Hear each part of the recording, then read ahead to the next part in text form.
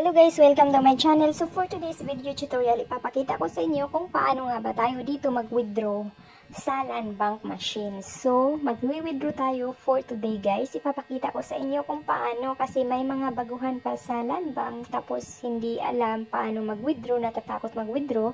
Ngayon ipapakita ko sa inyo kung paano nga ba mag-withdraw.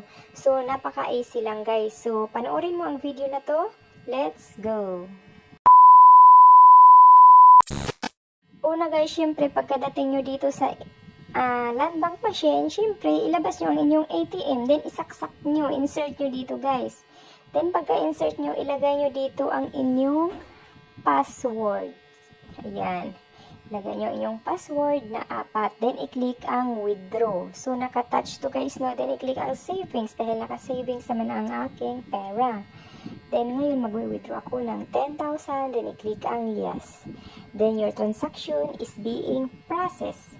Hintayin natin na lumabas yung ATM card, then yung pera. Ayan.